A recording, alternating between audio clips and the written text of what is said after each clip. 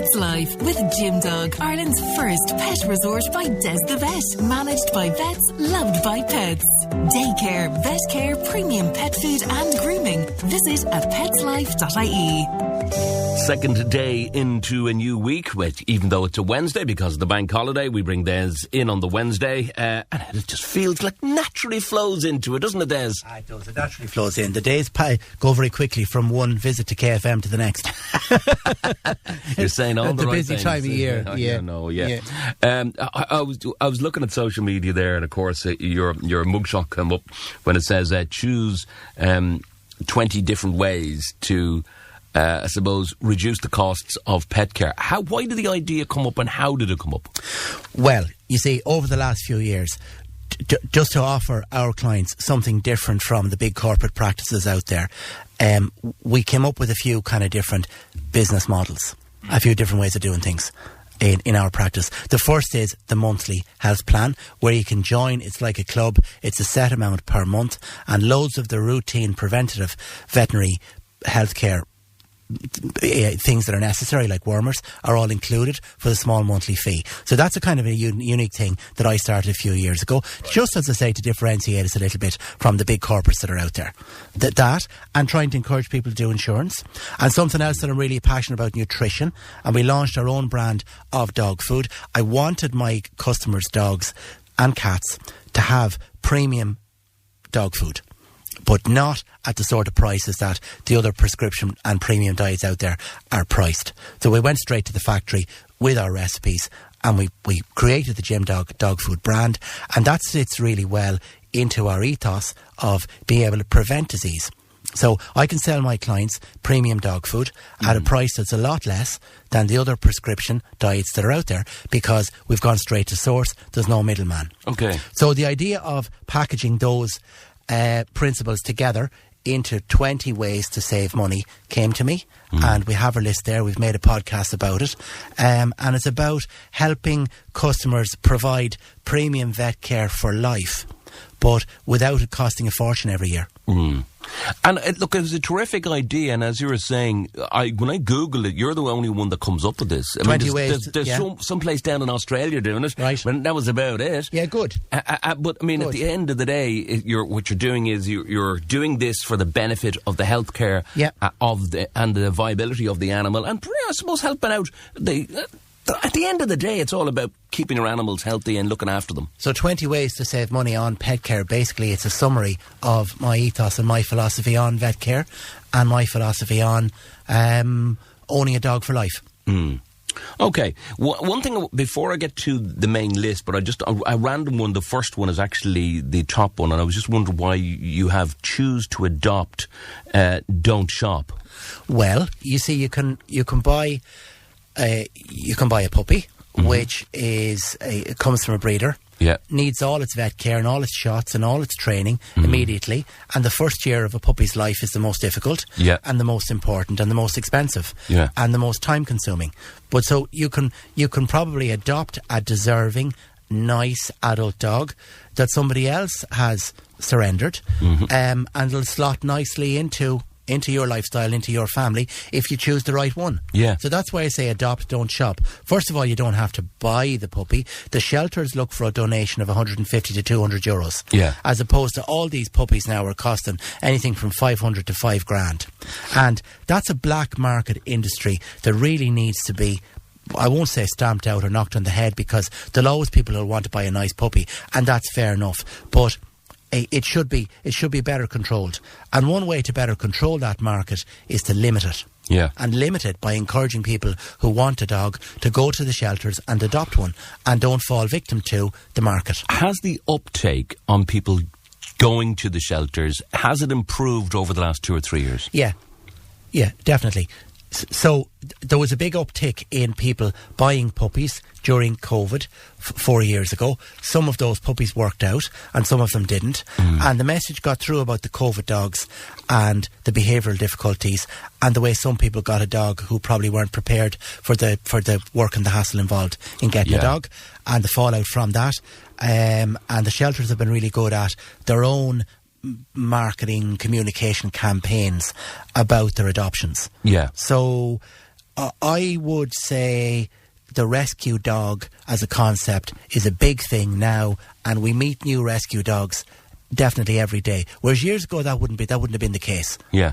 You'd see more new puppies coming in, but now we're definitely seeing more rescue dogs coming in. With a rescue centre, and you say there's 20 dogs, right, and 20 go out, what's the percentage coming back or retention-wise? I think the retention is good, honestly. Yeah. I don't hear of I don't hear of it going wrong very often, right? Now, I would be sadly involved in maybe a few cases a year where rescue hasn't worked out. Okay.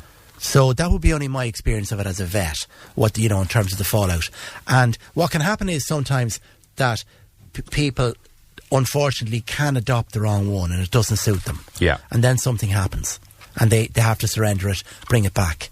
But even those cases are rare enough because the shelters are fairly good at vetting people and fairly good at matching people to the right dog. Okay. Let's turn our attentions to buying wormers separately, deworm according to risk. Yeah, good. That's a new concept which is going to become a bigger and bigger thing in the years ahead because of drug resistance. Okay. Now, we talked about pet parasite fecal testing. Yeah. That's where you take the dog's stools and you check and see do they have worms? Yeah. And if they do have any worm eggs in their stools, as shown up on the machine, then you give them a dewormer. So I can forecast in the future you're going to see people deworming according to risk, meaning they'll be testing their pets for worms. And practices more and more will be offering that, and then deworming and not using the wormers as much for the sake of it. Right. But is that not a kind of... Is deworming the same thing as spot on? Is that what you're saying? Because a lot of people just seem to think that this spot on... We talk about spot on every week regardless. Are you saying is that you're using spot on less often to get maximum impact? The public health guidelines are that dewormers by either oral tablet or by spot on should be done monthly. Okay. And I still stand by that for house dogs, particularly for family pets. Yeah. But there are two issues coming down the tracks. Okay. The first is drug resistance. Yeah. That the wormers are going to have to get stronger and stronger. The parasites are becoming resistant. Right. The second is environmental contamination from the fipronil, which is a type of a chemical, in the spot-ons. Okay, that makes sense. There are two studies I can tell you about on a general level.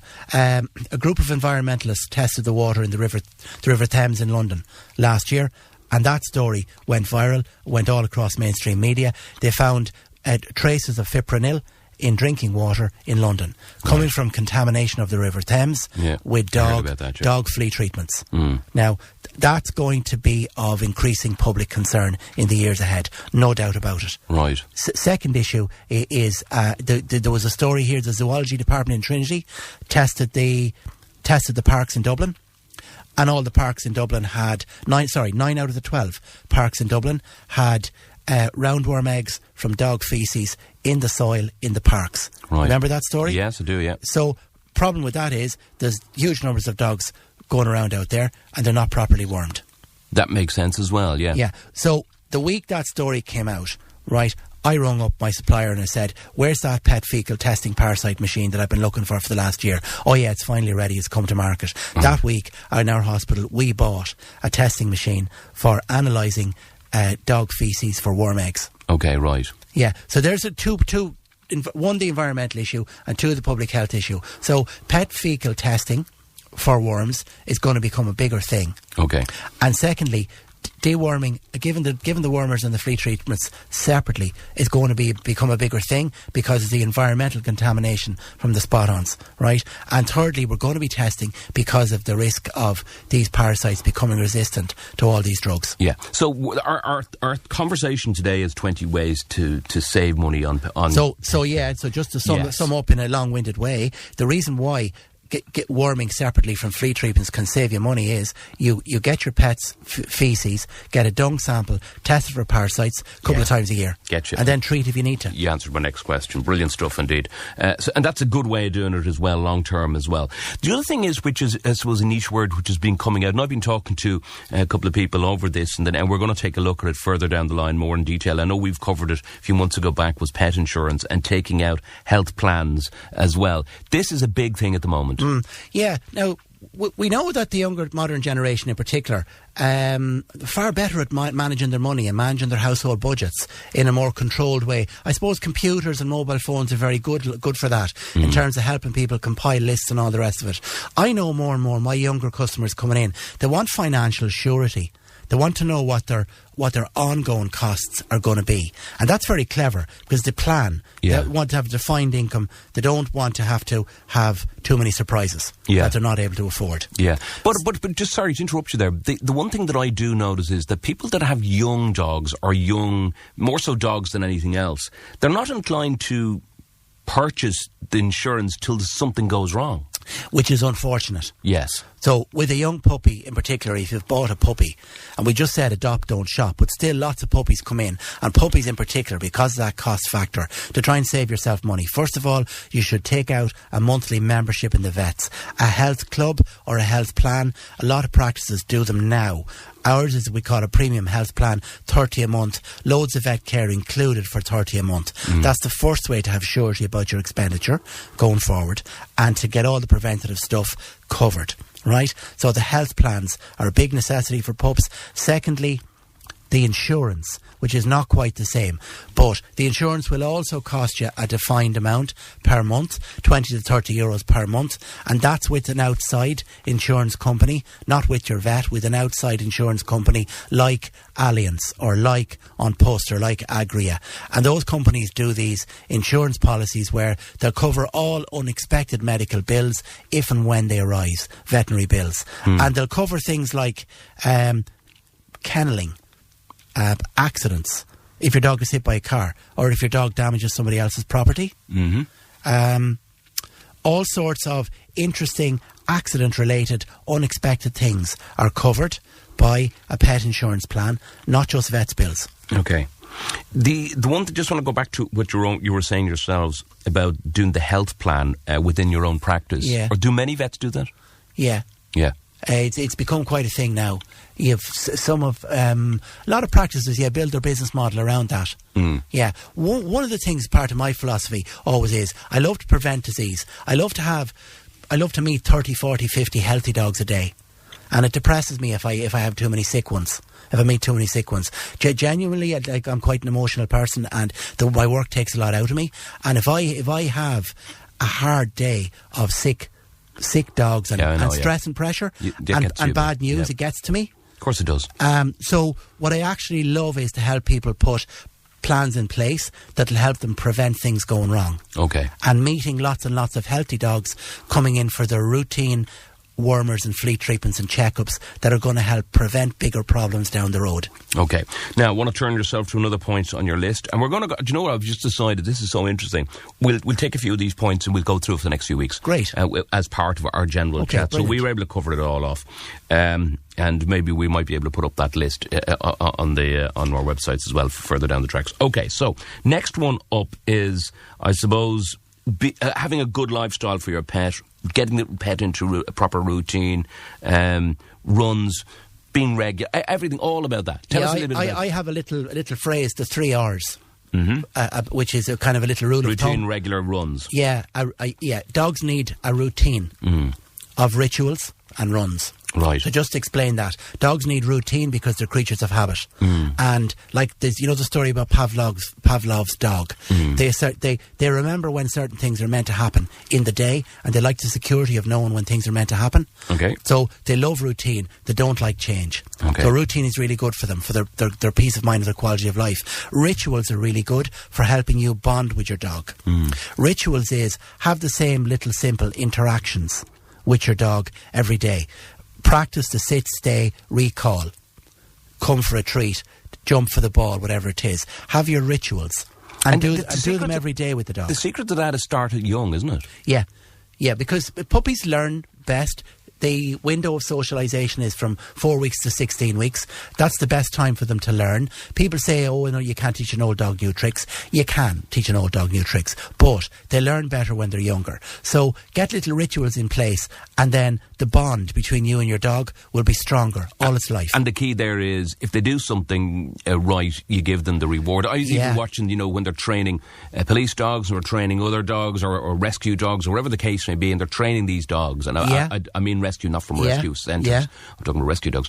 And you see that every time they do something really good, or you see them on the TV show when the dogs are hunting for drugs at the airports and stuff like that, every time they get a reward of something. Yeah. It could be, and it's something as simple. It was really interesting. Just a tiny, just little extra nugget. It doesn't have to be food all the time. They were just saying they love playing with the ball, right? Yeah. So the guys over, on the give him his ball. Give him his ball. Go, and he runs and he gets the ball and he brings it back and they pat him and they reward him by saying there's a bit of time. And that really works. Yes. And Cesar Milan came up with this principle of incentive and reward very, very early on. He said, don't give them a treat. Don't treat them like Egypts and give them treats for nothing. Yes. Get them to work for it. It's an incentive. Then reward them. Then they will get used to the idea that if I do something good, I'm going to get a reward. If I do something good, I'm going to get a reward. And then you establish this really good leadership relationship with your dog, that you're the leader and they're watching you. Okay. Right, one more for today and then we'll park it, then we'll take a look at more next week as well. Can you avoid chronic diseases? So explain this one.